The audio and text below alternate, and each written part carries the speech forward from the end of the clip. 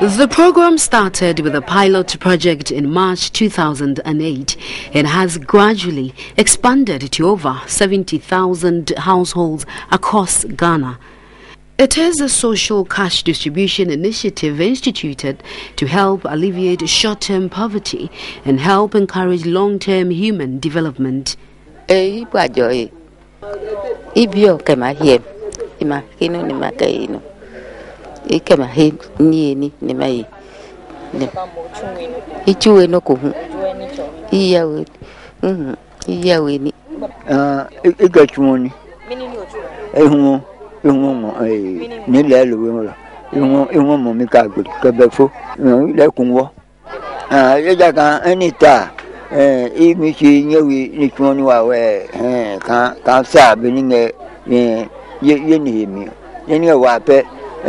Chupano make no ma ewano ikaye ibi menga sukuo ke imicha ina kuniyo bengane I manage your bobo ne yo luikaki ipope akene ichuwe noko hawe government yo lokoji ngami buaja iso. Nakitete is a visually impaired aged person. Adiwe Kuma, 53, has no source of livelihood. Dinya Menate is an invalid old lady of over 100 years. All three mentioned are eligible to benefit from the LEAP program per the eligibility criteria specified. These beneficiaries gathered at the pay point as at the time the NewDay team got there. We inquired of the payment process. The district director of the Department of Social Welfare for Dangbe West, Augustina Nate, explained. The key officials to be present when LEAP is about to be paid are the district social welfare officer, the postmaster, and then the policeman. The social welfare officer is to monitor and ensure that the right people collect the right amount of money. By so doing, we have an album which contains their pictures, as well as the beneficiaries also have their LEAP ID cards with them. This middle-aged woman was not happy when she was told she could not receive the money on behalf of her mother. We sought to find out how a situation like this could be resolved. If the beneficiary is not well, we have the right to go to the house and pay the beneficiary at the doorstep. So we went to the mother's doorstep to make the payment. We asked these beneficiaries what their fate would be if the program is annulled.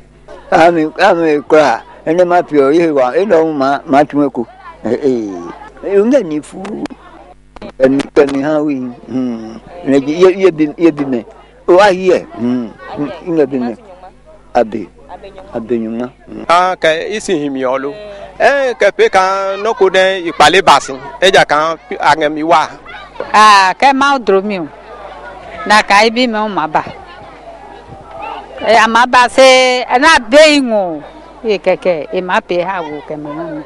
This is not a hypothetical situation.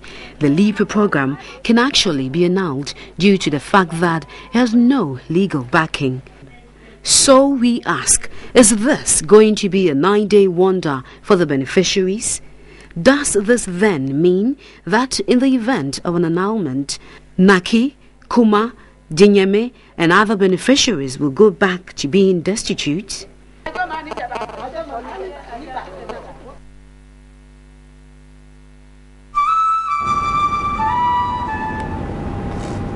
Okay, so I'm joined in the studio this morning by a legal practitioner. His name is Roxon Nelson Dafiamekwa.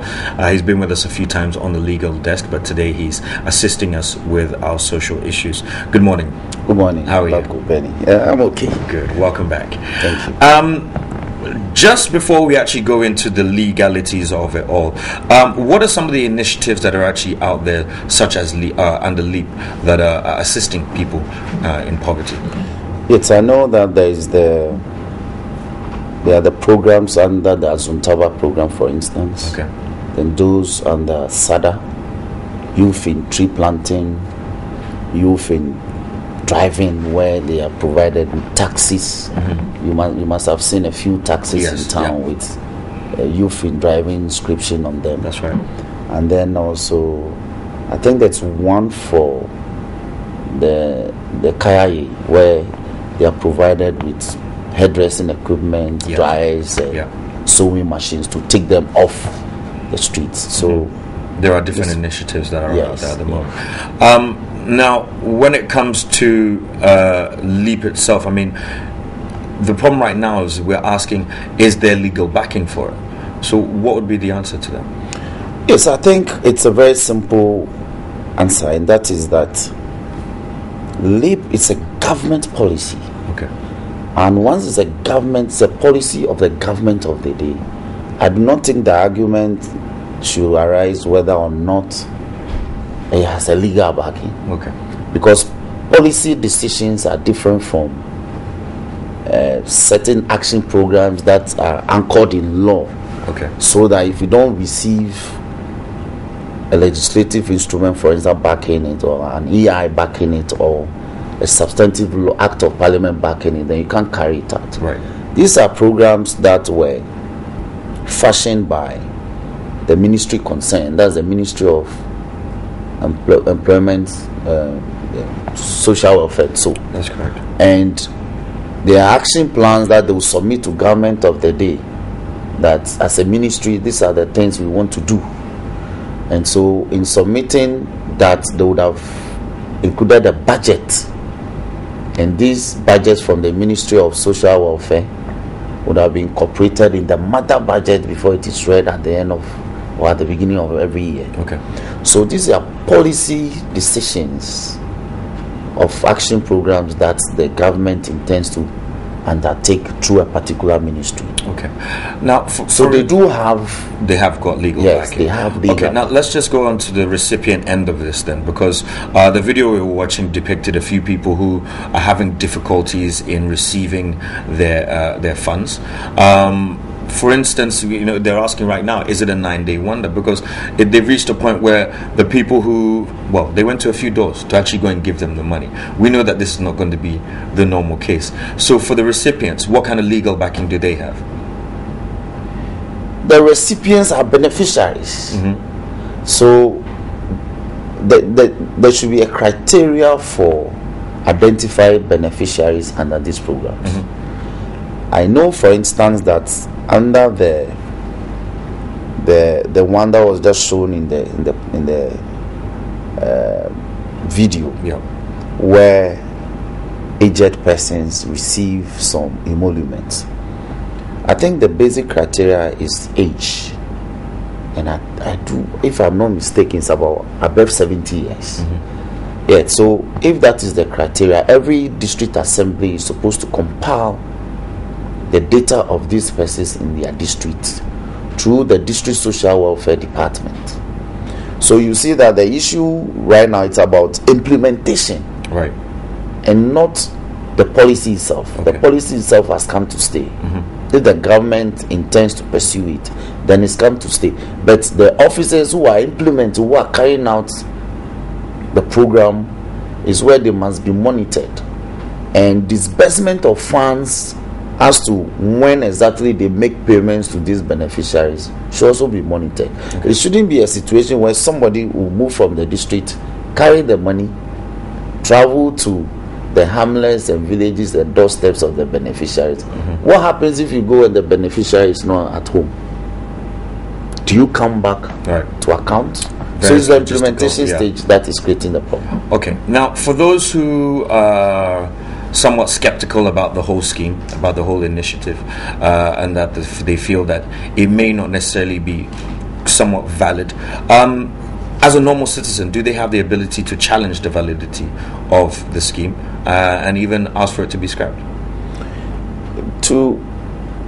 It is one thing when a government policy program, when a program initiated by the government is failing, and it's another to say that it has no legal backing. Okay. When a government decides that I will pay, for instance, that I will give free exercise books to every primary school going child in this country. We can only question the effectiveness of the implementation. You can't ask the government that it is not legal, so don't do it. Right. It's the government decision to do that as a social intervention. Okay. Yes. So if anybody is of the opinion that the implementation has a problem, you could take it up by petitioning the minister or the director concerned and let them and suggest better ways of the implementation stages. But you can't ask the government to scrap it, because the government, it is the decision of the government to implement that policy. Okay. So on the other hand then, if let's just say a beneficiary of the scheme has not benefited from the scheme, do they have the legal ability or backing to be able to sue the government? Yes, once you are identified as a beneficiary, it means you have a legitimate expectation. So if that legitimate expectation is dashed, that is, you are ignored at the stage of disbursement of what must come to you, you can stake a claim. Right. That I am so and so, I am 70 years, I have been registered, duly registered under this program, but there have been 3 disbursements and I have been ignored. And so in this case, it is the district assembly concerned that will be brought to task.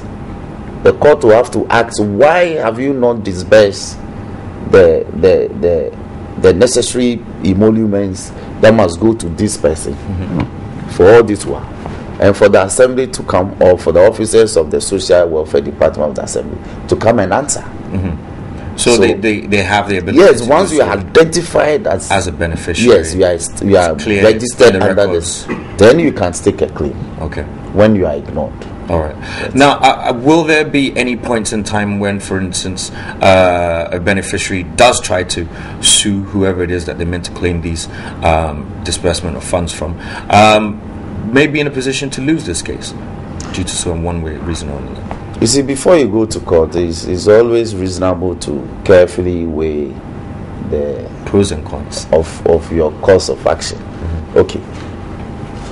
I have not cited the remediable steps available to an aggrieved person under this policy. There could be steps that you must go through for a redress if you are aggrieved, and one could be a petition. You must have alerted the program coordinators about the fact that this anomaly has occurred and so it should be corrected. Okay. I do not think you have to. It has to come to the stage where you have to go to court. Okay. I'm sure when you write, you petition, you make demands, you state your case, they will look at it. If they are unable, there are regional levels of the program. You petition higher. You may even have to petition the minister involved about the fact that the problems you are having at the district level, and it could be looked at, and remediable steps will be taken to resolve your concerns. All right. Yes. So I want to thank you so much for coming in this morning and addressing these questions that we had this morning in regards to the Livelihood Empowerment Aid Against Poverty Fund. And this has been our social block this morning. Our guest has been Roxanne Nelson Dafiamekpo. He is a legal practitioner, and we'll be back in just a few moments.